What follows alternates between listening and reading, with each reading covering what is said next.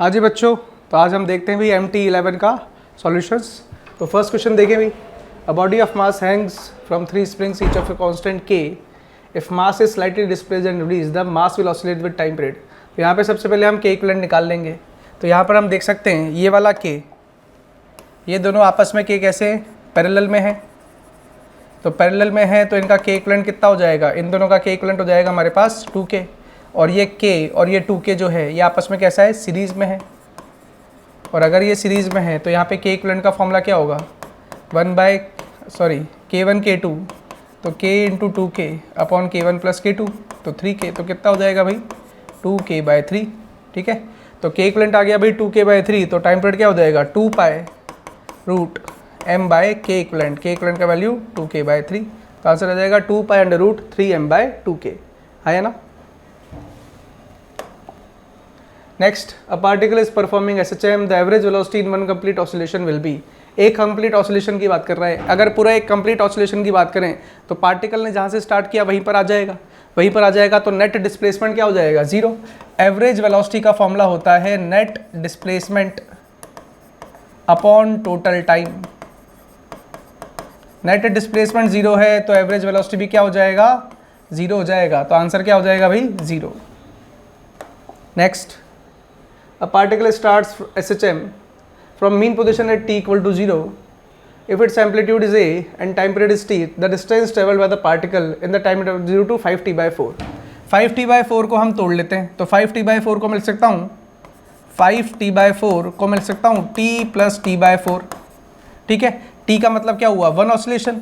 t का मतलब क्या हुआ, 1 ऑसिलेशन। 1 ऑसिलेशन में कितना डिस्टेंस ट्रेवल करेगा, 4a, है ना। और t/4 में कहाँ से कहाँ तक जाएगा, तो t/4 में जाएगा mean to extreme. Mean to extreme में कितनी डिस्टेंस ट्रेवल करेगा, a। तो टोटल डिस्टेंस कितनी हो गई, 5a। टोटल डिस्टेंस जो हो जाएगा वो कितना हो जाएगा, 5a। Next, a platform performs simple harmonic oscillation in vertical direction. एक प्लेटफॉर्म जो है वर्टिकल डायरेक्शन में, the amplitude of the oscillation is 20 centimetre. A coin is placed on the top of the platform that does not separate from it. The least time period of the oscillations will be. तो यहाँ पर जो platform है वो ऊपर नीचे vibrate कर रहा है। ठीक है, ऊपर नीचे वाइब्रेट कर रहा है। तो अगर हाईएस्ट पॉइंट की हम बात करें तो प्लेटफॉर्म जब अपने हाईएस्ट पॉइंट पर होगा, ये इसकी मीन पोजीशन है। प्लेटफॉर्म जब अपने हाईएस्ट पॉइंट पर होगा, यहाँ पर कॉइन रखा है, तो इसके ऊपर एक्सेलरेशन नीचे लग रहा होगा सिस्टम के ऊपर। तो अगर इस कॉइन का मैं FBD बनाऊँ तो सूडो फोर्स का लग रहा होगा ऊपर, तो सूडो फोर्स लग रहा होगा ऊपर, नीचे क्या लग रहा होगा mg, और ऊपर लग रहा होगा नॉर्मल। और सूडो फोर्स की जो वैल्यू है, सूडो फोर्स की वैल्यू होगी m⍵²a। ठीक है, ma होता है, a की वैल्यू होती है हाईएस्ट पॉइंट पर ω²a। तो अगर इन सबको इक्वेट कर दें तो हम बोल सकते हैं normal plus m⍵²A equal to mg। अब हम चाहते हैं कि वो उसका साथ छोड़ दे, तो नॉर्मल की वैल्यू क्या कर देंगे, 0। तो m⍵²A इक्वल टू mg, तो m से m कट जाएगा, तो ω²A इक्वल टू g। ठीक है, अब ओमेगा की वैल्यू अगर इससे बड़ी आ गई तो नॉर्मल पक्का 0 होगा, और अगर नहीं छोड़ना तो ओमेगा की वैल्यू छोटी आनी चाहिए। तो ω²A should be less than mg, है ना। तो मिनिमम वैल्यू के लिए इक्वल टू g कर देंगे, तो इक्वल टू g। क्या हमको एम्पलीट्यूड दे रखा है भाई 20, g की वैल्यू हमको याद है 9.8, वैल्यू पुट कर दोगे तो ω² equal to 9.8 divided by 20 centimetre है, तो 20 इंटू 100। सॉल्व कर लोगे कितना आ जाएगा, 5।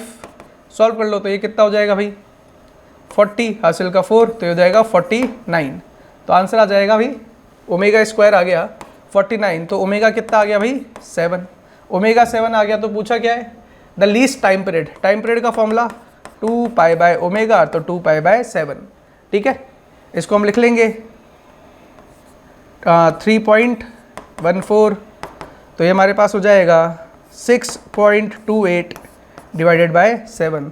तो 6.28 डिवाइडेड बाय 7 जो है ऑलमोस्ट 0.9 के आसपास आएगा, 1 से छोटा है, तो आंसर क्या आएगा, ऑलमोस्ट 0.9 के आसपास। Next, a particle is performing SHM with amplitude a and its maximum speed is v0।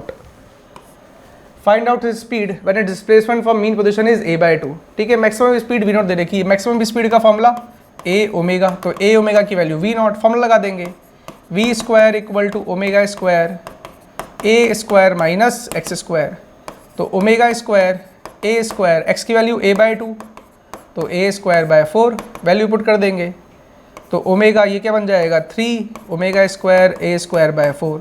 Omega square a square को वी नॉट लिख लेंगे तो आंसर क्या हो जाएगा v equal to √3/4 v nought या फिर √3/2 वी नॉट। तो आंसर क्या हो जाएगा √3/2 वी नॉट। फिफ्थ 6 देखते हैं भाई, a mass attached to one end of a spring performs SHM horizontally with frequency 1/2 pi hertz and total energy 40 joules. If maximum speed is 0.8, spring constant of the spring is. ठीक है, total energy दे रखा है, frequency दे रखा है और maximum speed दे रखा है।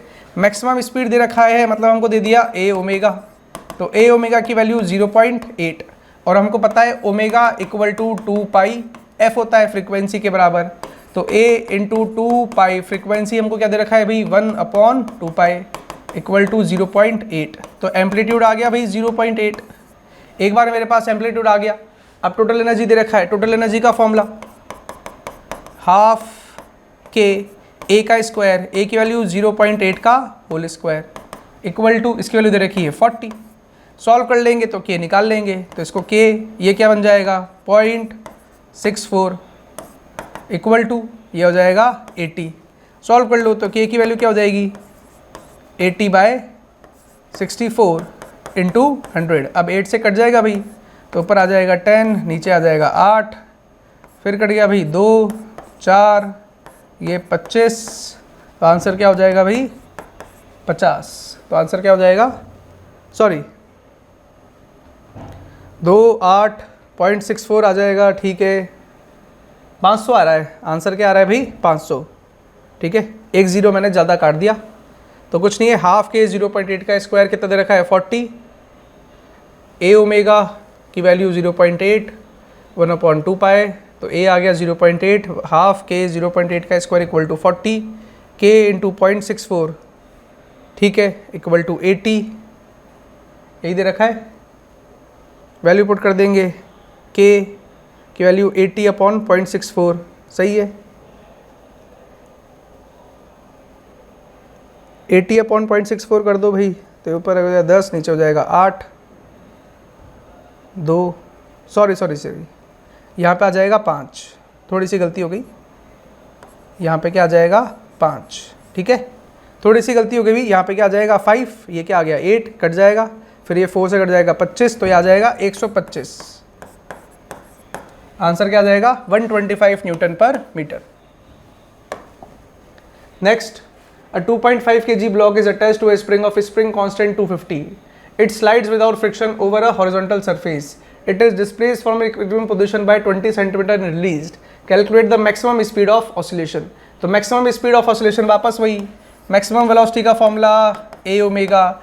क्या हमको इक्विलिब्रियम पोजीशन 20 सेंटीमीटर खींचा गया है तो a की वैल्यू 20 हो गई, तो 20/100 इंटू ओमेगा। अब हमको सिर्फ ओमेगा निकालना है। हमको मास दे रखा है, स्प्रिंग कांस्टेंट दे रखा है, हमको पता है omega square equal to k/m, के की वैल्यू दे रखी है 250 और मास दे रखा है भाई 2.5, तो ये कितना हो जाएगा भाई 100। तो ये हो गया भाई 100 ओमेगा स्क्वायर, तो ओमेगा कितना हो गया 10, यहाँ पर पुट कर दो 10 ये आ जाएगा, तो 20/100 इंटू 10, तो आंसर क्या हो गया भाई 2। तो आंसर हो जाएगा भाई 2 मीटर पर सेकेंड। नेक्स्ट देख लेते हैं। A simple pendulum of length L is hanging from the ceiling of an elevator, moving up with a constant velocity v. ठीक है, the time period of the oscillation of the simple pendulum is, ठीक है, moving up। अच्छा, अब वो जो है elevator है वो ऊपर जा रहा है कितनी एक्सेलरेशन से, with a constant velocity v। अगर constant velocity v है तो हम बोल सकते हैं एक्सेलरेशन जो है वो 0 है, तो g इफेक्टिव जो है वो g के बराबर है, तो टाइम पीरियड का फॉर्मूला 2π√L/g, उसमें कोई भी चेंज नहीं आएगा। Next, for a body in SHM, as it moves from extreme position to mean position, potential energy decreases, kinetic energy increases। तो extreme position से mean position पर potential energy maximum कहाँ पर होता है, extreme position पर, minimum कहाँ पर होता है, minimum कहाँ पर होता है, mean position पर। तो extreme से जब mean आएंगे तो potential energy कम होगा और kinetic energy बढ़ेगा, सही बात है। तो potential energy decreases, kinetic energy increases, बिल्कुल फर्स्ट वाला बिल्कुल सही है। सेकंड देख लेते हैं, kinetic energy decreases गलत हो गया, both potential energy and kinetic energy increases गलत है, पोटेंशियल एंड काइनेटिक डिक्रीजेस, तो फर्स्ट क्या हो गया सही। In damped oscillation the amplitude after 5 seconds is 0.6 a0 where a0 is the initial amplitude, then determine amplitude after next 5 seconds। तो इसमें 0.6 से मल्टीप्लाई कर रहे हैं 5 सेकंड के बाद, तो स्टार्टिंग में ए नॉट था, 5 सेकंड के बाद 0.6 ए नॉट, और वापस के 5 सेकंड के बाद 0.6 का स्क्वायर ए नॉट, मतलब 0.36 ए नॉट। तो आंसर क्या हो जाएगा 0.36 ए नॉट। नेक्स्ट देखते हैं भाई, a tuning fork whose frequency as given by manufacturer is this is being tested with an accurate oscillator. ठीक है, it is found that fork produces a beat of 2 hertz when oscillator reads 514 hertz. ठीक है, but produces a beat of 6 hertz when oscillator reads 510 hertz. The actual frequency of the fork is. तो यहाँ पर क्या बोल रहा है, एक ट्यूनिंग फॉर्क है जिसकी फ्रीक्वेंसी जो है वो 512 हर्ट्ज है, is being tested with an accurate oscillator। ठीक है, it is found that fork produces a beat of 2 seconds when oscillator reads 514 hertz। जब वो 514 हर्ट्ज रीड कर रहा है तो ये कितनी फ्रीक्वेंसी, कितनी बीट्स दे रहा है, 2। And producer of 6 hertz when oscillator reads 510 hertz. ठीक है, तो अब यहाँ पे देख लो भाई, तो जब ऑसिलेटर की 514 फ्रीक्वेंसी थी, ये था ऑसिलेटर, तो इसके साथ 2 बीट्स दे रहा है, तो 2 बीट्स दे रहा है तो या तो 516 हो सकता है या फिर 512 हो सकता है। ठीक है, ये हमारे पास ट्यूनिंग फॉर्क है, और जब वो रीड कर रहा है 510 तो इसके साथ 6 बीट्स दे रहा है, तो 6 दे रहा है तो या तो 516 हो सकता है या फिर 504 हो सकता है। कौन सा आंसर कॉमन है भाई, 516। तो ट्यूनिंग फॉर्क का आंसर क्या हो गया, 516। ठीक है, तो आंसर क्या हो जाएगा, 516। Next, 2 sound waves of wavelength 5 metre and 6 metre formed 30 beats in 3 seconds। The velocity of the sound is। तो 30 beats in 3 seconds, तो 1 सेकंड में कितनी बीट्स दे रहे हैं, तो 1 सेकंड में हमारे पास 10 बीट्स आएंगी। तो बीट फ्रीक्वेंसी कितनी आ गई, 10। अब बीट फ्रीक्वेंसी का फॉर्मूला क्या होता है भाई, तो n2 minus n1 equal to 10। n2 को लिख लेंगे हम v upon lambda 2 minus v upon lambda 1 equal to 10। क्या हम बोल सकते हैं, v कॉमन, 1 बाय लैम्डा 2, तो लैम्डा 2 छोटा होगा तो हम लिख लेंगे 1/5 माइनस 1/6 इक्वल टू 10। सॉल्व कर लेंगे तो v कितना आ जाएगा, ये हो जाएगा 1/30 इक्वल टू 10। तो v की वैल्यू कितनी आ गई भाई, 300। तो v की वैल्यू आ गई हमारे पास 300 मीटर पर सेकेंड। नेक्स्ट देख लेते हैं, consecutive frequencies emitted from an organ pipe are 75 Hz, 125 Hz, 175 Hz। The frequency of the 10th overtone will be। तो सबसे पहले तो हम देख लेते हैं यहाँ पे कौन सा पाइप है। अगर इन दोनों का रेशियो लें, किसी भी दो का, तो 75 अपॉन 125 का रेशियो लेते हैं, तो ये 25 से कट जाएगा तो ऊपर आ जाएगा 3, नीचे क्या आ जाएगा 5। ऑड है तो कैसा पाइप है ये, COP। अब इसकी अगर फंडामेंटल निकाल लें तो हम बोल सकते हैं 3 इंटू हमारे पास फंडामेंटल फ्रीक्वेंसी इक्वल टू 75। तो फंडामेंटल फ्रीक्वेंसी की जो वैल्यू आ गई वो कितनी आ गई हमारे पास, इससे कट जाएगा तो आ जाएगा 25 हर्ट्ज। ये हमारे पास आ गया। अब COP के 10th ओवरटोन, तो 10th ओवरटोन का फॉर्मूला जो है वो क्या बन जाएगा, 2m+1 इंटू फंडामेंटल। m की वैल्यू 10 रख देंगे तो कितना हो जाएगा, 21 इंटू फंडामेंटल की वैल्यू 25। सॉल्व कर लो तो 21 इंटू 25, तो ये हो जाएगा हमारे पास 500 + 25, तो 525 हर्ट्ज। ठीक है, 21 इंटू 25 क्या हो जाएगा, 525 hertz. Next, 2 vibrating tuning forks produces progressive waves given by this and this number of beats produced per minute। पर मिनट की बात कर रहा है भाई। सबसे पहले यहाँ पे ओमेगा निकाल लो, तो ओमेगा 1 दे रखा है 500 पाई, तो n1 जो है फ्रीक्वेंसी वो क्या हो जाएगा, ओमेगा 1/2 तो कर लोगे तो कितना आ जाएगा भाई, 250। उसी तरह ओमेगा 2 दे रखा है 506 पाई, तो n2 जो है इसको डिवाइडेड बाय 2 कर देंगे तो कितना आ जाएगा, तो 2 से डिवाइड कर देंगे तो आ जाएगा 253 hertz.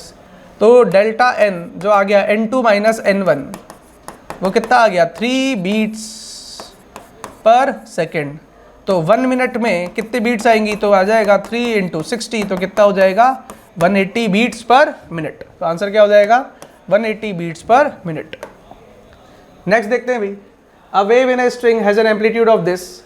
The wave travels in the positive direction of x-axis with the speed this, and it is noticed that 5 complete waves fit in 4 meter length। तो बोल रखा है 5 complete wave जो है 4 मीटर लेंथ में आ रहे हैं, तो हम बोल सकते हैं 5 लैम्डा इक्वल टू 4, तो लैम्डा इक्वल टू 4/5। ये आ गया भाई हमारे पास लैम्डा। फिर बोल रहा है स्पीड दे रखा है 128, स्पीड दे रखा है तो फ्रीक्वेंसी भी निकाल लोगे। अच्छा लैम्डा आ गया तो के का फॉर्मूला 2 पाई बाय लैम्डा, तो 2 पाई अपॉन 4 इंटू 5 तो कितना हो जाएगा 10 पाई बाय 4, या फिर इसको काट दो तो आ जाएगा 5 पाई बाय 2। ठीक है, तो अच्छा ठीक है ये भी हो गया। हाँ जी 5 पाई बाय 2, पाई को हम लिख लेंगे, यहाँ पे सारे आंसर जो है पॉइंट्स में दे रखें, तो इसी हो जाएगा 5 पाई को लिख लेंगे 3.14 डिवाइडेड बाय 2, इसको सॉल्व कर लो तो ये कट जाएगा, तो 1.57, तो 5 इंटू 1.57 और इसको सॉल्व कर लेंगे तो आ जाएगा 7 पॉइंट, ये हो जाएगा हमारे पास 35 हासिल का 2 25, तो 7.75 तो हो जाएगा 7.85, सॉरी 7.85, तो के आ गया भी 7.85, तो आंसर या तो ये होगा या फिर ये होगा, पहली बात तो ये। अब देख लो भाई इसमें प्लस लिखा हुआ है, इसमें माइनस, क्या लिखा है wave travel in the positive direction, अगर पॉजिटिव डायरेक्शन में आ रहा है मतलब के एक्स और ओमेगा टी के साइन अपोजिट होने चाहिए, ऐसा किस में है सिर्फ फोर्थ वाले में, तो आंसर क्या हो जाएगा fourth. Next, at which temperature the speed of sound in hydrogen will be same as that of speed of sound in oxygen at 100 degree Celsius. तो हमको वेलोसिटी का फॉर्मूला पता है भाई, तो वेलोसिटी का फॉर्मूला जो होता है वो होता है gamma r t by molecular wait.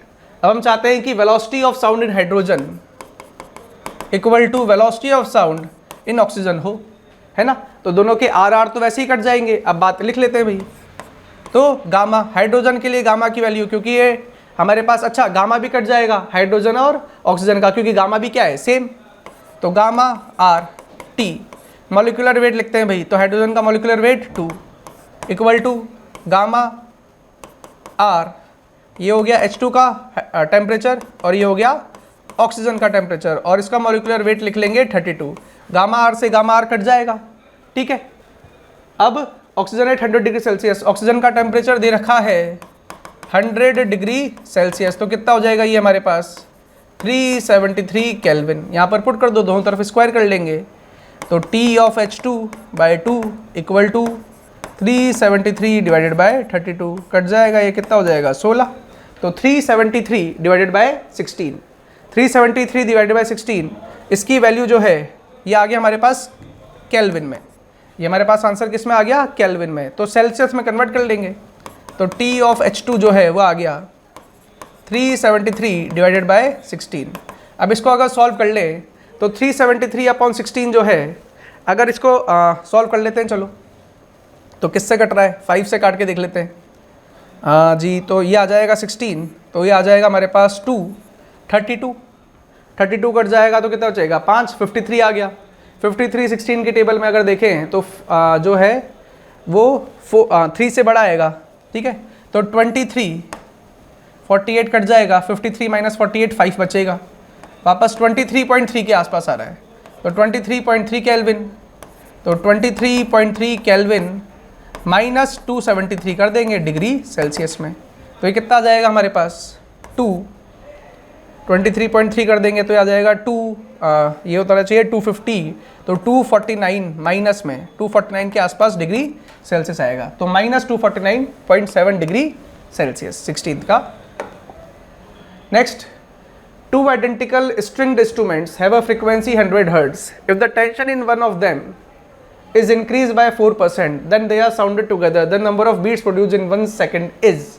तो यहाँ पे हमारे पास दे रखा है, ठीक है, अब हमको पता है V proportional to root T और N proportional to V, तो हम बोल सकते हैं N proportional to root T, क्योंकि V का फॉर्मूला याद है V equal to root T by mu, तो यहाँ से हम बोल सकते हैं delta N by N equal to half delta T by t, और हमको दे रखा है N की वैल्यू दे रखी है 100 हर्ट्ज, और क्या दे रखा है if the tension in one of them is increase by 4%, तो डेल्टा T बाई टी कितना हो गया 4/100, N की वैल्यू हमको दे रखी है 100, तो delta N by 100 equal to ये बन जाएगा 2/100, 100 से 100 कट जाएगा, तो डेल्टा N कितना आ गया भाई 2, तो कितनी बीट्स आ रही है 2 बीट्स पर सेकेंड। नेक्स्ट देखते हैं भाई 18th, the phase difference between two waves represented by this where x is express in metres and t is in seconds is approximately. सबसे पहले ऊपर वाला साइड में लिखा है, नीचे वाला कॉस में, तो नीचे वाले को कॉस को साइन में कन्वर्ट कर देंगे, तो 10 की पावर -6 कॉस का बन जाएगा साइन, क्या बन जाएगा 100t plus x upon 50 plus π/2। अब डिफरेंस ले लो भी, 100t से 100t कट जाएगा, x/50 से x/50 कट जाएगा, तो क्या बचेगा डेल्टा फाई, क्या बचेगा π/2 माइनस 0.5। पाई को लिख सकते हैं 3.14 और ये बन जाएगा 1.57 माइनस 0.5, तो आंसर क्या हो जाएगा 1.07। तो आंसर आ जाएगा भाई 1.07 radians. Next, a tuning fork of frequency D is vibrating at one side of a tube as shown. If no sound is heard at the other end, यहाँ पर हमको कोई भी साउंड नहीं मिल रही, the velocity of sound is। अब देखिए भाई, एक वेव तो ऐसे आएगी और एक वेव ऐसे आएगी, तो फेज डिफरेंस ये कितना चला πr और ये कितना चला 40 सेंटीमीटर। 40 सेंटीमीटर का मतलब 2r, तो r की वैल्यू जो है वो कितनी हो गई 20 सेंटीमीटर, तो ये चला 20 पाई और ये चला 40।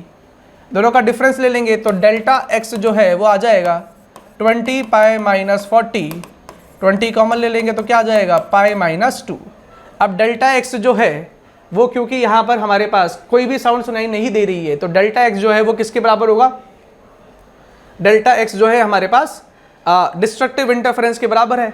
तो डेल्टा x किसके बराबर होगा, तो यहाँ पे बोल सकते हैं डेल्टा x जो है वो λ/2 के बराबर होगा, है ना।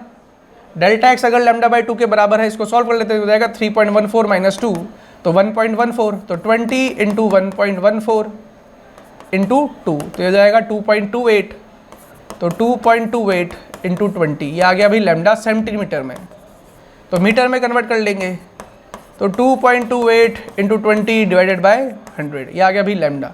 हमको पूछा क्या है अभी वेलोसिटी, तो v equal to n lambda, तो n की वैल्यू पुट कर देंगे, कितनी दे रखी है 700 into 2.28 into 20 divided by 100। Solve कर लो भाई, तो इसको सॉल्व कर दो, तो पहले 7 को मल्टीप्लाई कर लेते हैं, तो 7 को मल्टीप्लाई कर देंगे तो कितना हो जाएगा 56 हासिल का 5 19.1, तो ये हो जाएगा हमारे पास 15.96 इंटू 20, तो ये हो जाएगा 300 और 320 के आसपास आंसर आना चाहिए, 320 के आसपास, या फिर हम बोल सकते हैं 320 से थोड़ा सा कम, तो 319। ठीक है, अब देखते हैं क्वेश्चन नंबर 20। तो यहाँ पे देखिए भाई, थर्ड ओवरटोन यहाँ पे हमारे पास दे रखा है, थर्ड ओवरटोन ऑफ COP, तो 3OT of COP is equal to 4OT of OOP। 3OT of COP, तो इसका फॉर्मूला होता है 2m+1, तो बन जाएगा 2m+1, तो कितना हो जाएगा 7v/4l equal to of COP equal to 4, इसका फॉर्मूला होता है m+1, तो 5v/2 लेंथ ऑफ COP, तो लेंथ ऑफ OOP, तो length of COP upon length of OOP निकाल लेते हैं, तो length of COP upon length of OOP, तो हो जाएगा 7 इंटू 2 अपॉन 5 इंटू 4, तो ये 2 से 4 कट जाएगा, तो कितना जाएगा 2, तो आंसर आ जाएगा 7/10, तो आंसर क्या आ जाएगा भाई 7/10। नेक्स्ट देख लेते हैं, 2 sitar strings A and B playing the note dha are slightly out of tune and produces beats of frequency 5 Hz. The tension of the string B is slightly increased and the beat frequency is found to decrease to 3 Hz. What is the original frequency of B if the frequency of A is 547? तो यहाँ पे बोल रहा है भाई A का जो frequency है वो है 427, अगर उसके साथ B वाला 5 बीट दे रहा है तो B की फ्रीक्वेंसी क्या क्या हो सकती है, वो हो सकता है 432, या फिर B की जो फ्रीक्वेंसी हो सकती है वो हो सकती है 422, यही है। अब इसने क्या बोला, tension in the B is slightly increased, sorry, अगर टेंशन बढ़ाएंगे तो क्या फ्रीक्वेंसी बढ़ेगा, मतलब B का फ्रीक्वेंसी हम बढ़ा रहे हैं, तो बढ़ाओ भाई, यहाँ पे B का फ्रीक्वेंसी बढ़ाते हैं, तो 433 434, क्या इसके साथ वापस फ्रीक्वेंसी कराने पर ये कभी भी 3 आ पाएगा क्या, तो यहाँ से कभी भी 3 नहीं आ पाएगा, बिल्कुल सीधी सी बात है, क्योंकि बढ़ा रहे हैं तो डिफरेंस भी बढ़ेगा। यहाँ पर बढ़ाओ भी फ्रीक्वेंसी, तो 423 424, क्या अब यहाँ पर हमारे पास 3 बीट्स आ गई, मतलब 422 जो है वो करेक्ट आंसर हो गया। ठीक है, तो बी का करेक्ट आंसर क्या हो गया 422 hertz. Next, the ratio of intensity of the two waves is 9/16, तो I1 अपॉन I2 दे रखा है. If the two waves interfere then determine the ratio of maximum and minimum possible intensities. हमको पता है I maximum upon I minimum का इसका formula जो है वो होता है √I1 प्लस √I2 का whole square upon √I1 minus √I2 का होल स्क्वायर. वैल्यू पुट कर देंगे भाई. I1 की वैल्यू 9 है तो ये कितना हो जाएगा 3 प्लस 4 अपॉन 3 माइनस 4 का होल स्क्वायर, तो 7/1, तो आ जाएगा 49/1. तो आंसर क्या हो जाएगा भाई 49/1. Next 23. Intensities of sound wave at a point is found to be this, then found loudness at the point, loudness at that point. इस पॉइंट पर हमको लाउडनेस चाहिए. लाउडनेस का फॉर्मूला तो 10 log base 10 I upon I not, तो 2 × 10 की power -6, I not की value 10 की पावर -12. सॉल्व कर लोगे तो 10 log base 10 ये क्या बन जाएगा 2 × 10 की पावर 6. ठीक है, इसको सॉल्व कर लेंगे तो 10 log 2 base 10 प्लस log 10 की पावर 6/10, ये 6 आगे आ जाएगा तो ये बन जाएगा 10 log 2 की वैल्यू 0.3 और ये बन जाएगा 6, तो हो जाएगा 6.3. तो आंसर क्या हो जाएगा 63. तो आंसर आ जाएगा 63 decibels. 24th. The wave described by this equation when x and y are in metres and t is in seconds is a wave travelling along. तो यहाँ पे वेव जो है किसके अलोंग जा रही है, तो x लिखा हुआ है यहाँ पे और दोनों के साइन अपोजिट हैं तो पॉजिटिव x के अलोंग है ना. तो पॉजिटिव x डायरेक्शन हो गया, सब में ही पॉजिटिव x दे रखा है, दो में पॉजिटिव x दे रखा है. अब फ्रीक्वेंसी की बात कर लेते हैं या फिर वेवलेंथ की बात कर लेते हैं. वेवलेंथ के लिए हम क्या देखेंगे k, तो k की वैल्यू दे रखी है 10 पाई और k का फॉर्मूला. अच्छा दोनों में वेवलेंथ भी सेम दे रखी है. फ्रीक्वेंसी की बात करते हैं तो चलो ओमेगा से देखते हैं. तो ओमेगा की वैल्यू क्या दे रखी है भाई 2 पाई और ओमेगा का फॉर्मूला 2 पाई × f, तो f की वैल्यू क्या हो गई 1, तो 1 हर्ट्ज आंसर आएगा. तो आंसर क्या हो गया भाई 3rd. 25. Two wires are made of same material. The ratio of their lengths are 1/2 and ratio of their radii are 1/3. If same weight is suspended from both the wires, the ratio of elongation is. तो delta L का formula निकालना है भाई. तो हमको पता है भाई Young's modulus equal to force upon area into delta L by L. तो डेल्टा एल का फॉर्मूला हो जाएगा FL/y × A. ठीक है, अब दोनों में क्या बोला गया है, हाँ दोनों का two waves are the same material, तो y तो दोनों का सेम हो गया. रेशियो ऑफ देयर लेंथ तो l का रेशियो दे रखा है. रेशियो ऑफ देयर रेडियाई तो हमको एरिया का रेशियो दे रखा है. सेम वेट सब्सटेंट तो फोर्स भी क्या हो गया सेम. तो फोर्स भी कांस्टेंट है, y भी कांस्टेंट है. तो delta L/L equal to delta L1/डेल्टा L2 equal to L1/L2 into A2/A1. इसको हम लिख सकते हैं L1/L2 और एरिया होता है R² के प्रोपोर्शनल, तो R2 का स्क्वायर अपॉन R1 का स्क्वायर. L1/L2 का रेशियो देखा है 1/2 इंटू R1/R2 का रेशियो दे रखा है 1/3, तो R2/R1 का 3/1, तो 3/1 का होल स्क्वायर. तो कितना हो जाएगा भाई 9/2. तो आंसर क्या हो गया भाई 9/2. हाँ जी, तो क्वेश्चन नंबर 26 देखते हैं. A container having two immiscible liquids of density ρ and 2ρ moves with an upward acceleration A equal to g/2. The value of PQ minus P not. तो PQ माइनस P नॉट की value निकालनी है भाई. तो हमको पता है भाई यहाँ पे जो प्रेशर है बाहर आउटसाइड जो प्रेशर है उसको हम बोल देते हैं P नॉट. तो आउटसाइड वाले प्रेशर को बोल देते हैं P नॉट. P नॉट से अगर PQ की तरफ जाए तो हम बोल सकते हैं PQ equal to P naught plus पहले वाली जो डेंसिटी है वो रो है और हाइट कितनी है h, तो लिख लेंगे ρgh प्लस दूसरी वाली डेंसिटी 2ρ है और हाइट कितनी है 2h, तो 2ρg इंटू 2h.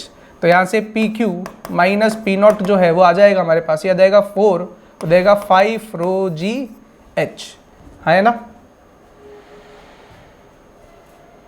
सॉरी यहाँ पे G इफेक्टिव आएगा भी, यहाँ पे एक्सेलरेशन भी दे रखा है, तो क्या आएगा G प्लस A, तो आएगा PQ equal to P naught plus rho G effective. G effective क्या बन जाएगा G प्लस A और A की वैल्यू G/2, तो ये हो जाएगा 3G/2 into H plus 2ρ 3G/2 into 2H. Solve कर लेंगे तो PQ माइनस P नॉट ये हमारे पास आ जाएगा 3ρgh/2 और ये बन जाएगा हमारे पास 4 इंटू 3 12ρgh/2. इन दोनों को ऐड कर देंगे तो आ जाएगा 15ρgh/2 यानी कि 7.5 ρgh. तो P Q minus P not कितना आ जाएगा 7.5 रो जी एच। नेक्स्ट देखते हैं भाई 27 में बोल रहा है हमारे पास correct relation between the height of the depression h of the liquid in capillary tube and its radius. हमको पता है एच प्रोपोर्शनल टू 1/r होता है, तो ग्राफ कैसा होगा rectangular hyperbola 2t cos theta upon r रो जी, याद है सबको फॉर्मूला। तो h प्रोपोर्शनल टू 1/r, तो क्या आ जाएगा भाई हाइपरबोला। नेक्स्ट देखते हैं, a barometer kept in elevator accelerating upwards reads 76 centimetre. The air pressure in the elevator is, air pressure निकालना है भाई एलिवेटर में, 76 होगा, 76 से ज़्यादा, 76 से कम, ठीक है। अब अगर वो हमारे पास ऊपर की ओर जाते वक्त 76 रीड कर रहा है, तो हमको पता है रो जी इफेक्टिव कितना हो जाएगा, g plus a h into rho equal to h rho into g. Rho से रो कट जाएगा, तो यहाँ से एच की वैल्यू आ जाएगी 76 जी प्लस ए अपॉन जी, तो ये आ जाएगा 76 1 प्लस ए बाय जी। तो ये जो h है ये 76 से ज़्यादा है, h जो है वो कितना है 76 से ज़्यादा, मतलब जो रीड करेगा एयर प्रेशर जो होगा वो 76 से ज़्यादा है। क्या ये बात आगे समझ में? तो greater than 76 centimetre. Next, two coherent sources produce waves of different energies which interfere. After interference, the ratio of maximum intensity to minimum intensity is 16.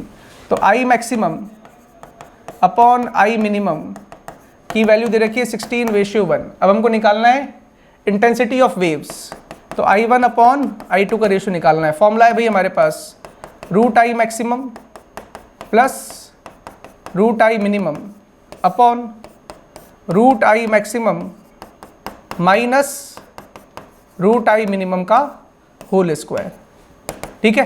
I maximum की वैल्यू 16 है, I मिनिमम की वैल्यू है 1 है, तो root 16 आएगा 4, तो 4 + 1 upon 4 - 1 का whole square, तो आंसर आ जाएगा 25/9। तो आंसर क्या हो जाएगा भाई 25:9, है ना। नेक्स्ट देखते हैं, 2 stretched membranes of area 2 and 3 are placed in liquid at the same depth. दोनों की डेप्थ सेम है। The ratio of the pressure, अगर डेप्थ सेम है तो प्रेशर का फॉर्मूला रो जी एच, तो डेप्थ सेम है तो प्रेशर भी क्या रहेगा सेम, तो pressure equal to rho g h, क्योंकि H1 इक्वल टू H2, तो P1 इक्वल टू P2, तो रेशियो रहेगा 1:1। Next, an open vessel containing water. अब जो वेसल है वो आगे की तरफ जा रहा है, तो ये हमारा वेसल है, वेसल अगर आगे की तरफ जा रहा है ए से, तो पानी कुछ ऐसा हो जाएगा। अब ये वाला एंगल निकालना है थीटा, ठीक है। यहाँ पे देख लेते हैं भाई, तो यहाँ पे लग रहा होगा ए, नीचे लग रहा होगा जी, तो ये थीटा है, तो ये भी क्या होगा थीटा, तो tan थीटा का फॉर्मूला क्या हो जाएगा, तो tan theta equal to A/G, तो theta equal to tan inverse A/G। ये आप सबको याद भी होगा, तो अल्फा दे रखा है यहाँ पे, थीटा की जगह अल्फा लिखा हुआ है, तो alpha equal to tan inverse A/G, ठीक है। Next, dimension formula of pressure head. Pressure head जो है वो एक तरह की हाइट है, तो डायमेंशन फॉर्मूला किसका होगा, L का होगा, तो आंसर क्या हो जाएगा हमारे पास m0L1 t की power 0। Next, in resonance tube experiment 2 successive resonating lengths are 10 centimetre and 35 centimetre. तो L1 जो है वो 10 दे रखा है, L2 दे रखा है 35, E का formula L2 - 3L1 divided by 2, value put कर देंगे भाई, तो 35 - 30 डिवाइडेड बाई 2 यानी कि 2.5 सेंटीमीटर। नेक्स्ट देखते हैं भाई, rectangular tank is 10 metre long, 10 metre broad, 3 metre height, ठीक है। It is filled to the rim with water of density this, on the basis of the above condition match the following. इनमें से pressure at the bottom of the tank, तो इस वाले का formula जो होगा, फर्स्ट वाले का फॉर्मूला अगर हम इसकी बात करें, तो फर्स्ट वाले का जो फॉर्मूला होगा वो होगा रो जी एच, ठीक है। सेकेंड वाले का thrust on the bottom, thrust कितना आएगा भाई फोर्स, तो फोर्स क्या होगा rho g h into area. Fourth वाले का बात करें तो average hydrostatic pressure on the wall, तो एवरेज हाइड्रोस्टैटिक प्रेशर की अगर बात करें तो उसका फॉर्मूला क्या होता है रो जी एच बाई 2, और थर्स्ट ऑन द वॉल, तो थर्स्ट की अगर बात करें तो प्रेशर इंटू एरिया, तो rho g h by 2 into area of wall. ये फॉर्मूले लगा देंगे भाई सब, ठीक है। तो इन सबके फॉर्मूले लगा देते हैं। तो फर्स्ट वाला बात कर रहा है pressure on the bottom of the tank, तो अगर प्रेशर की बात करें तो 10 मीटर लॉन्ग है, 10 मीटर ब्रॉड है और 3 मीटर हाइट है। तो फर्स्ट वाले के लिए जो हमारे पास फॉर्मूला आएगा ए के लिए, ठीक है। तो सबसे पहले ए का चेक कर लेते हैं, ठीक है। तो रो जी एच रो की वैल्यू वाटर ही दे रखा है 10 की पावर 3, जी की वैल्यू 10, हाइट क्या दे रखा है भाई 3, तो कितना हो जाएगा 3 इंटू 10 की पावर 4, तो 3 इंटू 10 की power 4 in newton pressure on the bottom of the tank. ठीक है, 10 की पावर 3 हाइट जी, अच्छा ये 9.8 होगा, जी की वैल्यू क्या दे रखी है भाई 9.8, इसको 9.8 मानते हैं, फिर सॉल्व करते हैं। ठीक है, जी की वैल्यू को 9.8 मान के सॉल्व करते हैं भाई, तो हमारे पास हो जाएगा 24, 22, ठीक है, तो हो जाएगा 29.4 इंटू 10 की पावर 3, तो 29.4 इंटू 10 की पावर 3, तो आंसर क्या हो जाएगा थर्ड। तो एक आंसर हो गया थर्ड। तो ऑप्शन कौन कौन से बचे भाई, या तो सेकंड या तो सेकंड होगा या फिर फोर्थ होगा। अब इन दोनों को चेक कर लेते हैं, इन दोनों में कहाँ पे डिफरेंस है, बी दोनों का सेम है, सी चेक कर लो या फिर डी चेक कर लो, सी चेक कर लेते हैं। तो सी के लिए हमको पूछा गया है, सी के लिए average hydrostatic on the wall, तो एवरेज हाइड्रोस्टेटिक का formula rho g h by 2, rho g h हम निकाल चुके हैं, इसका आधा कर दो तो कितना हो जाएगा 29.4 डिवाइडेड बाई 2 इंटू 10 की पावर 3, तो इसको सॉल्व कर लेंगे तो हो जाएगा 14.7, तो हो जाएगा 14.7 या फिर 1.47 इंटू 10 की पावर 4, तो सी ऑप्शन जो है वो आ गया 1.47, मतलब सेकंड आ गया। तो सी का सेकंड कहाँ दे रखा है भाई, सेकंड में दे रखा है, तो आंसर क्या हो जाएगा second. Next, with a constant volume gas thermometer. ठीक है, कांस्टेंट वॉल्यूम गैस थर्मोमीटर है, वो टेम्परेचर किस में रीड करेगा, प्रेशर में रीड करेगा, बिल्कुल सही है, तो पहला ट्रू हो गया। Ideal gas equation explains that temperature is inversely proportional to the pressure, बिल्कुल गलत बात है। आइडियल गैस की इक्वेशन क्या होती है भाई, पीवी इक्वल टू एनआरटी। ठीक है, अगर बाकी सब कांस्टेंट है तो प्रेशर प्रोपोर्शनल टू टेम्परेचर, तो आंसर क्या हो जाएगा, असर्शन सही है, रीजन जो है वो फॉल्स है, तो फोर्थ हो जाएगा। नेक्स्ट देखते हैं भाई 36, maximum air flow due to convection does not occur at the north pole but it occurs at 30 degree north, बिल्कुल सही बात है। तो मैक्सिमम प्रेशर जो है वो होता है 30 डिग्री नॉर्थ पर, ठीक है, 30 डिग्री नॉर्थ पर, तो इसलिए वहां पर क्या होगा, मैक्सिमम कन्वेक्शन होगा। There is maximum temperature difference between the equator and the 30 degree north. वापस हमको पता है पीवी इक्वल टू एनआरटी, तो प्रेशर का जितना डिफरेंस होगा उतना ही टेम्परेचर का भी डिफरेंस होगा, तो दोनों बातें क्या है, बिल्कुल सही, और रीजन जो है बिल्कुल करेक्ट एक्सप्लेनेशन है, तो आंसर क्या हो जाएगा भाई second. 37, the equation of a simple harmonic wave is given by this, where x and y are in meters and t is in seconds. The ratio of the maximum particle velocity to wave velocity. तो maximum particle velocity का formula ए omega और wave velocity का formula omega by के, दोनों को divide कर देंगे भी, तो ए ओमेगा अपॉन ओमेगा बाय के, तो आ जाएगा ए इंटू के, और के का formula A into 2 pi by lambda. अच्छा, यहाँ पे k पहले से लिखा हुआ है, k क्या होता है, जो x के साथ लिखा हुआ है, x के साथ क्या लिखा है, पाई बाय 2, ठीक है, तो a दे रखा है हमारे पास 3 और k क्या दे रखा है पाई बाय 2, तो आंसर आ जाएगा 3 पाई बाय 2, तो आंसर क्या हो जाएगा भाई 3 पाई बाय 2। 38 करते हैं भाई, an open YouTube contains mercury when 13.6 centimeter of water is poured in one arm of the tube, then the mercury rise in the other arm of the tube। तो हमारे पास कोई भी ओपन यूट्यूब है, इसमें अगर एक साइड हमने 13.6 centimetre का हमने मान लेते हैं, पहले यहाँ पे मरकरी भरा हुआ है, ये अगर x नीचे से चला गया तो यहाँ से ये कितना ऊपर चला जाएगा x, और यहाँ पर तक आ गया। अब यहाँ पे वाटर आ गया, ये पूरी हाइट कितनी है भाई 13.6, ये हमारे पास है वाटर, और यहाँ से ये भी x है और ये भी x है, तो टोटल ये क्या हो गया मरकरी, टोटल हाइट कितनी हो गई 2x। यहाँ का जो प्रेशर है और यहाँ का जो प्रेशर है बराबर होगा, ये वाला प्रेशर जो है वो वाटर की वजह से, इस वाले प्रेशर का फॉर्मूला 13.6, ये तो आ गई हाइट इंटू जी कितना है भाई 10 इंटू वॉल्यूम, इसका डेंसिटी कितना है 1, ये वाला प्रेशर क्या होगा 13.6 इंटू जी इंटू 2x, दोनों को बराबर कर देंगे, तो 13.6 into 10 into 1, 13.6 into g into 2x, तो 13.6 into g into 2x equal to 13.6 into g into 1, solve कर लोगे तो 2x की वैल्यू 1, तो x की वैल्यू हाफ यानी कि 0.5, तो x की वैल्यू क्या आ गई भाई 0.5 centimetre. 39, which one is the displacement function of A longitudinal wave, कौन सा डिस्प्लेसमेंट फंक्शन है लॉन्गिट्यूडनल वेव का, मतलब इधर भी x होना चाहिए उधर भी x होना चाहिए। तो भाई इधर x है उधर y है, ट्रांसवर्स हो गया, इधर x है इधर x है, तो ये क्या हो गया सही, सेकंड सही हो गया। फोर्थ वाले में इधर y है इधर x है तो ट्रांसवर्स, इधर x है इधर z है तो वापस ट्रांसवर्स, तो आंसर क्या हो जाएगा second. The equation of a stationary wave is given by this where x and y is temperature, the separation between the two consecutive antinodes। तो हमको पता है दो consecutive antinodes के बीच का सेपरेशन λ/2 और लैम्डा निकालते हैं k से, तो k का वैल्यू दे रखा है यहाँ पर π/3 और k का फॉर्मूला 2π/λ। तो यहाँ से लैम्डा कितना आ गया 6, तो λ/2 कितना हो गया भाई 3, तो λ/2 आ गया भाई हमारे पास 3 सेंटीमीटर। 40 आ गया भाई, 41 देखते हैं। A tuning fork P of unknown frequency produces 5 beats with a fork of known frequency 340 Hz। तो known जो है known इसकी वैल्यू दे रखी है 340 और unknown जो है 5 बीट्स दे रहा है, तो unknown जो है उसका आंसर हो सकता है या तो 345 हो या फिर वापस 5 बीट्स दे रहा है तो हो सकता है उसका आंसर 335 हो। दोनों में से दोनों आंसर सही हो सकते हैं। फिर क्या बोला है when fork P is filed, ये P है, अननोन जो है उसी को क्या बोला गया है P। When fork P is filed the beats frequency decreases to 2 beats per second, beat जो है वो 2 रह गई।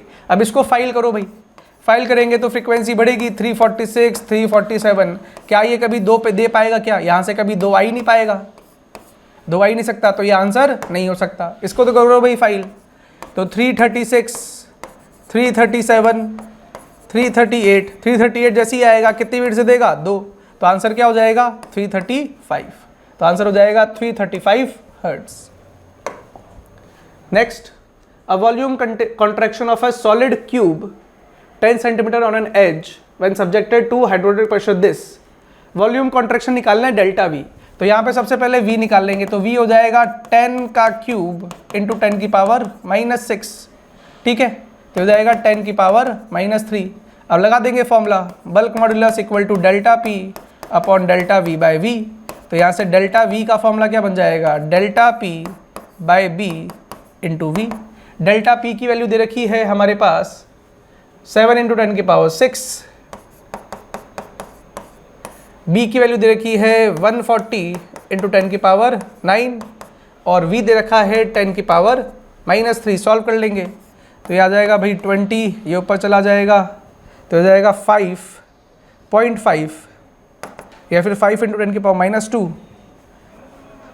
5 इंटू 10 की पावर -5, 5 इंटू 10 की पावर -8, तो आंसर हो जाएगा 5 इंटू 10 की पावर -8, ठीक है। सॉल्व कर लेते हैं। नेक्स्ट, यहाँ पे हमारे पास एक ट्रांसवर्स स्ट्रिंग में वेव्स बना रहा है, स्ट्रिंग में एक वेव्स बना रहा है, तो सबसे पहले यहाँ पे वेलोसिटी निकाल लेते हैं। तो वेलोसिटी का फॉर्मूला √T/μ। टेंशन दे रखा है भाई यहाँ पे हमारे पास 10, म्यू दे रखा है 1 ग्राम पर सेंटीमीटर, तो 10 की पावर -1 kg पर मीटर में कन्वर्ट कर लेंगे तो ऊपर चला जाएगा। तो वेलोसिटी कितना आ गया भाई 10 मीटर पर सेकेंड आ गया वेलोसिटी। अब डिस्टेंस दे रखा है 50 सेंटीमीटर, तो टाइम इक्वल टू 50 इंटू 10 की पावर -2 अपॉन 10, तो आंसर क्या हो जाएगा 5 इंटू 10 की पावर -2 सेकेंड्स, यानी कि 0.05 सेकेंड्स। थर्ड, 44। अब यहाँ पे हमारे पास एक वेंचुरी मीटर दे रखा है, the speed of water at x। यहाँ पे फॉर्मूला लगा देंगे भाई, तो हम क्या लगा देंगे ρg h2 - h1 equal to half rho v1 square minus v2 square, ठीक है। तो अगर दोनों के हाइट का डिफरेंस देखिए, रो से रो कटी जाएगा, g के लिए दे रखी है 1000, h2 - h1 5.1 दे दिया, तो इसको सेंटीमीटर में कन्वर्ट कर लेंगे तो 5.1 इंटू 10 की power -1 half v2 square, v1 square हमको निकालना है, v2 का वैल्यू क्या दे रखा है भाई हमारे पास, तो v2 का वैल्यू दे रखा है 2, तो इसकी वैल्यू पुट कर देंगे तो v1 स्क्वायर -4। सॉल्व कर लेंगे भाई, तो यहाँ से अगर इसको सॉल्व कर लें तो इसको सॉल्व कर लेते हैं भाई, तो ये आ जाएगा ठीक है, तो v2 स्क्वायर -4 ये इधर चला जाएगा तो ये आ जाएगा 10 ही आ जाएगा ऑलमोस्ट, या फिर 10.2 इंटू ये हो जाएगा 100, ठीक है, 10.2 इंटू 100 तो ये हो जाएगा 1020 plus 4 equal to v2 square, तो v2 स्क्वायर कितना हो गया भाई 1024, तो V2 जो है 1024 किसका स्क्वायर होता है, ये होता है 32 का। तो आंसर आ जाएगा भाई 32 सेंटीमीटर पर second. Next, water stands up to height h behind the vertical wall of dam. What is the net horizontal force pushing the dam by the stream if width of dam is this? तो यहाँ पे हमारे पास pressure जो होता है, average pressure, वो होता है rho g h by two. Area जो है वो क्या हो जाएगा, sigma into h, sigma into h, दोनों को मल्टीप्लाई कर दोगे तो फोर्स आ जाएगा। तो rho g h by two sigma into h, तो क्या हो जाएगा, rho g sigma h square by two, rho g sigma h square by two. तो आंसर क्या हो जाएगा, सेकंड। नेक्स्ट देखते हैं भाई, two drops of equal radius r falling through air with a steady velocity 4। अब दो ड्रॉप्स गिर रही हैं और दोनों कोइलीज हो रही हैं, ठीक है। तो हमको पता है भाई वॉल्यूम सेम होना चाहिए, तो V1 इक्वल टू V2, तो हमको पता है 2 into 4/3 pi small r cube equal to 4/3 pi capital R cube. तो यहाँ से कैपिटल आर क्यूब जो है वो क्या बन जाएगा, 2 स्मॉल आर क्यूब। तो कैपिटल आर की वैल्यू 2 की पावर 1/3 इंटू स्मॉल आर। अब हमको पता है vertical velocity V1/V2 equal to R1/R2 का होल स्क्वायर, यही होता है। अब इनिशियल वर्टिकल वेलोसिटी 4 है, V2 हमको निकालना है, पहले वाली रेडियस स्मॉल आर है, बाद वाली रेडियस कैपिटल आर है। कैपिटल आर की वैल्यू 2 की पावर 1/3 इंटू स्मॉल आर का होल स्क्वायर। आर से आर कट जाएगा, तो यहाँ से हम बोल सकते हैं V2 इक्वल टू 4, 2 की पावर 2/3 या फिर 4, इसको लिख लेंगे 4 की पावर 1/3, तो 1 प्लस 1/3, तो आ जाएगा 4 की पावर 4/3। तो आंसर क्या हो जाएगा, 4 की पावर 4/3। नेक्स्ट देखते हैं भाई, an aeroplane of mass this and total wing area of this is in a level flight at some height. Level flight पर है, मतलब ना तो ऊपर जा रहा है ना नीचे जा रहा है। तो नेट फोर्स जो है वो किसके बराबर होगा, mg के बराबर होगा। नेट फोर्स जो है, मतलब नेट फोर्स 0 होगा, मतलब pressure into area equal to mg। तो प्रेशर कितना हो गया भाई, mg बाय a। मास दे रखा है भाई, उसका मास दे रखा है 3 × 10 की पावर 4, तो ये हो जाएगा 3 × 10 की पावर 5, और एरिया दे रखा है 120। सॉल्व कर लो, ये हो जाएगा 40, ये हो जाएगा हमारे पास 1000, कट जाएगा तो 25 × 10 की पावर 2 न्यूटन पर मीटर स्क्वायर या फिर पास्कल। तो ये हो जाएगा 2.5 किलो पास्कल, ठीक है, 2.5 किलो पास्कल, क्योंकि आंसर किलो पास्कल में पूछा गया है। 47th हो गया भाई। नेक्स्ट देखते हैं भाई 48th, total weight of a piece of wood is 6 kg if it is floating state in water is 1/3 part remains inside the water. 1/3 inside है, मतलब वॉल्यूम जो उसका डेंसिटी है वो 1/3 के बराबर है। मतलब बोल सकते हैं density of wood equal to density of water divided by 3, तभी 1/3 पार्ट डूबा हुआ है। What maximum weight is to be put such that the whole piece of wood is to be drowned in air. अब whole piece को अगर उसके अंदर डुबोना है तो कितना उस पर वेट रखना पड़ेगा। तो मान लेते हैं अब उसका बाहर जो वॉल्यूम है वो कितना बचा, 2/3। 2/3 की वजह से जो अंदर हमारे पास उस पर और कितना वेट रखना पड़ेगा, ये पूछ रहा है। अब उसका खुद का वेट मान लेते हैं m। तो हमको पता है density of water into V/3 into g, ये तो mg के बराबर है। अब अगर 2/3 और डुबोना है, और यहाँ पे mg जो है वो क्या दे रखा है 6, ये 6 इंटू जी के बराबर है ना। अब अगर इसका 2/3 और डुबोना है तो वो कितना होगा, density of water into 2V/3 into g. तो हमको पता है V/3 इंटू जी, तो ये 6 जी के बराबर, तो हो जाएगा 2 इंटू 6g, तो कितना हो जाएगा 12g। तो मास जो हमको डालना पड़ेगा वो कितना डालना पड़ेगा, 12 kg। कितना मास डालना पड़ेगा, 12 kg। तो आंसर क्या हो जाएगा, 12 kg। नेक्स्ट, हाँ जी, तो हमारे पास यहाँ पे ऑरिफिस से एक वाटर गिर रहा है। The square of the speed of the liquid coming out from the orifices. अब यहाँ पे सीधा फॉर्मूला लगा देंगे भाई। यहाँ पे वेलोसिटी मान लो है v1, यहाँ पर वेलोसिटी है v2। तो हम सबसे पहले तो एरिया का वो ले लेंगे, तो a1 v1 equal to a2 v2। बोल रखा है the ratio of the cross sectional area of the orifice and the beaker is 0.1। तो a2/a1 दे रखा है 0.1, तो v1 आ जाएगा 0.1, तो E2 जो है तो आ जाएगा 0.1 इंटू V2। V1 आ गया 0.1 इंटू V2। अब लगा देंगे बर्नौलीज थ्योरम। तो यहाँ पे जो प्रेशर है, यहाँ पर भी P0 है, यहाँ पर भी P0 है, तो प्रेशर तो कट जाएगा, डेंसिटी वापस वही। रो जी H2 माइनस H1 दे रखा है 3 minus 52.7, 3 minus 52.5 equal to half rho V2 square minus V1 square, है ना। तो रो से रो कटी जाएगा, जी की वैल्यू, अच्छा यहाँ पे सब कुछ मीटर में कन्वर्ट करना है, तो इसको भी मीटर में कन्वर्ट कर लोगे तो ये हो जाएगा 3 माइनस 52 पॉइंट, अच्छा सॉरी ये हो जाएगा 5.25, है ना। इसको वापस लिख लेता हूँ, तो rho g 3 minus 5.25 equal to half rho V2 square minus V1 square, rho से रो कट जाएगा, जी की वैल्यू दे रखी है 10, 3 ये पॉइंट सॉरी थोड़ी सी गलती हो गई भैया यहाँ पे